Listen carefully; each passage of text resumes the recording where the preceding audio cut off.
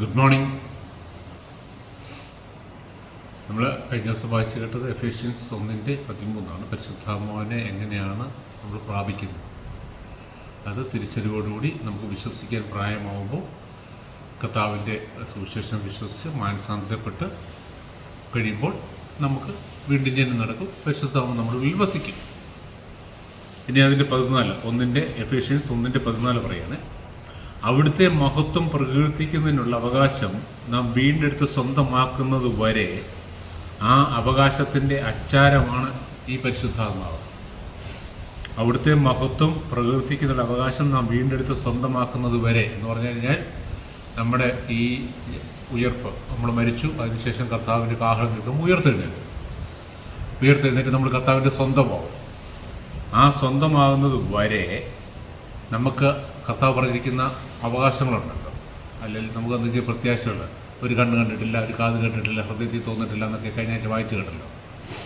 ആ അവകാശത്തിൻ്റെ സ്വന്തമാക്കുന്നവരെ, ആ അവകാശത്തിൻ്റെ അച്ചാരം എന്ന് പറഞ്ഞാൽ അഡ്വാൻസ് ആണ് ഈ പരിശുദ്ധാത്മാവ് എന്ന് പറയുന്നത്. നമുക്കറിയാം, നമ്മൾ ഈ സ്ഥലമൊക്കെ നമ്മൾ ഇത് ചെയ്യുമ്പോഴത്തേക്ക് വാങ്ങുന്നതിന് മുമ്പ് ആദ്യം നമ്മൾ അഡ്വാൻസ് കൊടുത്തിട്ട് ചിലപ്പോൾ 6 മാസം കഴിഞ്ഞിട്ട് അല്ലെങ്കിൽ 1 വർഷം കഴിഞ്ഞിട്ടായിരിക്കും പിന്നെ അത് നമ്മൾ കച്ചവടമാകുന്നത്.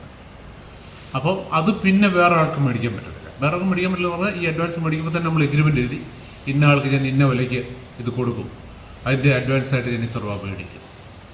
അപ്പം അങ്ങനെ അഡ്വാൻസ് മേടിച്ചു കഴിഞ്ഞാൽ പിന്നെ അത് ഓൾമോസ്റ്റ് അതിൻ്റെ അവകാശം മുഴുവൻ കിട്ടുന്നില്ല. പക്ഷേ ആ അവകാശത്തിൻ്റെ ഒരു അച്ചാരം എന്ന് പറഞ്ഞാൽ അതിൻ്റെ ഒരു അഡ്വാൻസ്, ആ എമൗണ്ടാണ് നമ്മൾ പേ ചെയ്തിരിക്കുന്നത്.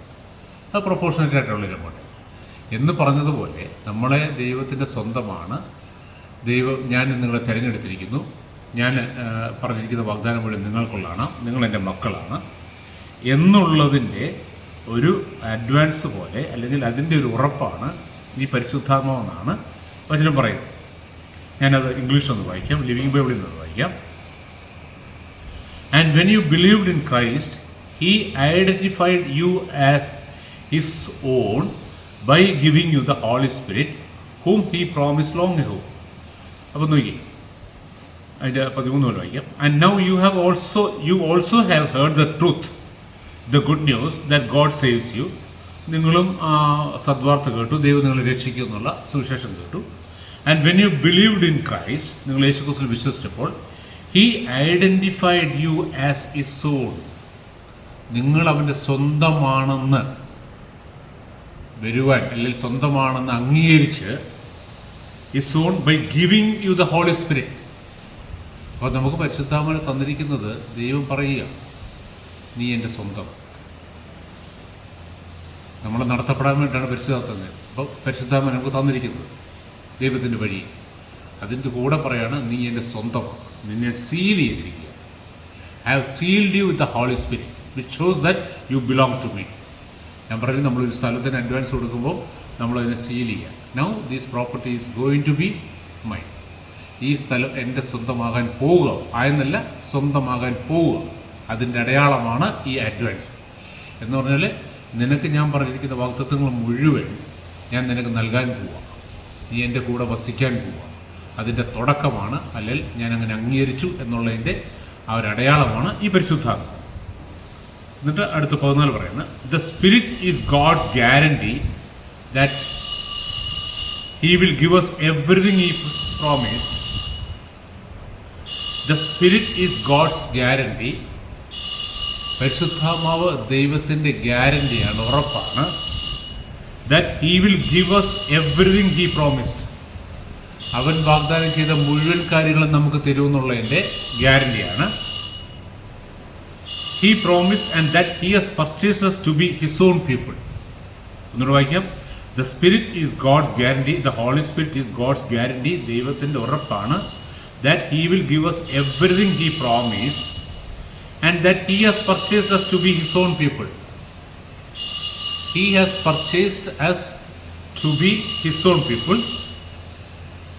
This is just one more reason for us to praise our glorious God. അപ്പോൾ പരിശുദ്ധാത്മാവ് ദൈവത്തിൻ്റെ തന്നെ guarantee, that he will give us everything he promised. അവൻ വാഗ്ദാനം ചെയ്ത മുഴുവൻ നമുക്ക് തരുമെന്നുള്ളതിൻ്റെ. And that he has purchased us to be his own people. നമ്മളെ വിലയ്ക്ക് വാങ്ങി അല്ല വിലയ്ക്ക് വാങ്ങാൻ പോകുന്നു. That he has purchases to be his own people.